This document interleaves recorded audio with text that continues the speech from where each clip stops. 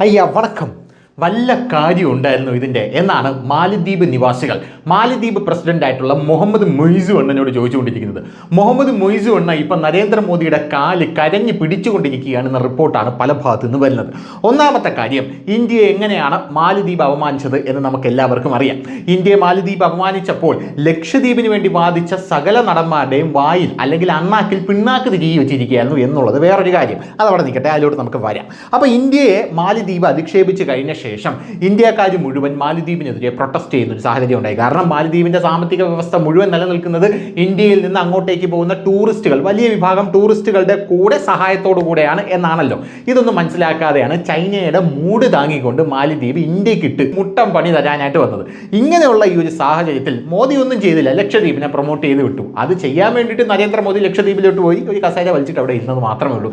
എന്നാൽ ഇപ്പോൾ കിട്ടുന്ന റിപ്പോർട്ടുകൾ പ്രകാരം മാലദ്വീപ് ഇടിഞ്ഞു പൊടിഞ്ഞ് പൊടിയായി അവിടുത്തെ സാമ്പത്തിക വ്യവസ്ഥ എന്നാണ് അറിയാനായിട്ട് സാധിക്കുന്നത്. മാലദ്വീപിലേക്ക് പോകേണ്ട ഇന്ത്യക്കാർ മുഴുവൻ ഇപ്പോൾ അവധി ആഘോഷിക്കാനായിട്ട് ചെല്ലുന്നത് ശ്രീലങ്കയിലേക്കാണ് എന്ന റിപ്പോർട്ടുകളും പുറത്തു വരുന്നുണ്ട്. ശ്രീലങ്കയുമായിട്ടും ഇന്ത്യക്ക് അഭേദ്യമായിട്ടുള്ള ബന്ധമുണ്ട് എന്ന് നമുക്ക് എല്ലാവർക്കും അറിയാലോ. ശ്രീലങ്ക ഒരു ഡെറ്റ് ട്രാപ്പിൽ പെട്ടു, പാവങ്ങൾ. കാരണം ചൈന എന്ന് പറയുന്ന ചതിയൻ ചൈന ശ്രീലങ്കയെ ഡെറ്റ് ട്രാപ്പിൽ പെടുത്തി. ഈ ഡെറ്റ് ട്രാപ്പ് എന്ന് പറഞ്ഞു കഴിഞ്ഞാൽ ഞാൻ നേരത്തെ പറഞ്ഞ പോലെ 5 രൂപ കൊടുക്കേണ്ട ഒരാൾക്ക്, 5 രൂപ മാത്രം വരുമാനമുള്ള ഒരാൾക്ക് 100 രൂപ കടം കൊടുക്കുകയും തിരിച്ച് തരണ്ടെന്ന് പറയുകയും അവൻ കടം കയറി മുടിഞ്ഞു എന്നറിയുമ്പോൾ അവൻ്റെ അടുത്ത് പോയിട്ട് അവൻ്റെ സ്ഥാപന ജംഗമ വസ്തുക്കൾ എടുത്തുകൊണ്ട് വരുന്ന ഒരു ഡെറ്റ് ട്രാപ്പ് എന്ന് പറയുന്നത്.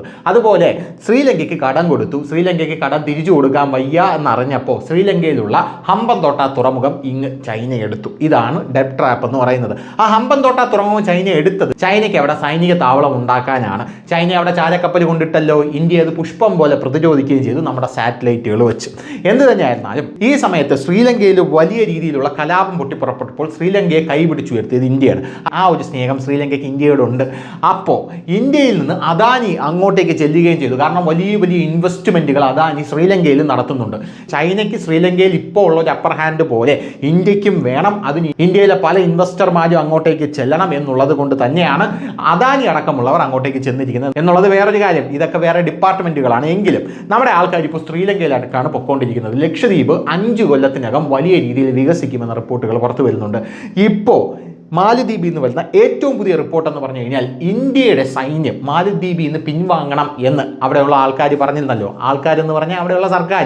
ഇന്ത്യൻ സൈന്യമൊന്നും ഇവിടെ പറ്റൂല, ഇവിടെ നമ്മുടെ സൈന്യം മാത്രം മതി, പിന്നെ കുറച്ച് ചൈനീസ് സൈന്യം എന്നാണ് അവർ പറഞ്ഞുകൊണ്ടിരുന്നത്. പക്ഷേ ഇപ്പോൾ ഇന്ത്യൻ സൈന്യം അവിടെ നിന്ന് പിന്മാറിക്കഴിഞ്ഞാൽ ഇന്ത്യക്കാർ നമുക്ക് ഫ്രീ ആയിട്ട് തന്നെ ഡോർണിയർ വിമാനം 6 ഒട്ടിക്ക് മണ്ണ എന്നാണ് അവിടെയുള്ള മൊയ്സു അണ്ണനോട് പ്രതിരോധ മന്ത്രി ചോദിക്കുന്നത്.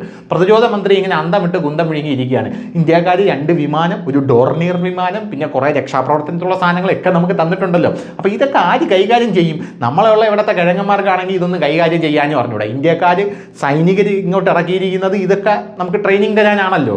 ഇത് ട്രെയിനിങ് കൊടുത്തിട്ട് പോലും ഇവന്മാരുടെ തലയിലോട്ട് കയറുന്നില്ല എന്നാണ് അവിടുത്തെ പ്രതിരോധ മന്ത്രിയായിട്ടുള്ള ഗസാൻ മൗമൂൻ അണ്ണൻ പറഞ്ഞുകൊണ്ടിരിക്കുന്നത്. അപ്പോൾ ഗസാൻ മൗമൂൻ അണ്ണൻ്റെ ഈ പരിവേദനമാണ് ഇന്ന് സമൂഹ മാധ്യമങ്ങളിലും നാഷണൽ മീഡിയകളിലും ഇന്റർനാഷണൽ മീഡിയകളിലും എല്ലാം വലിയ തരംഗമായി ഇങ്ങനെ ഓടിക്കൊണ്ടിരിക്കുന്നത്.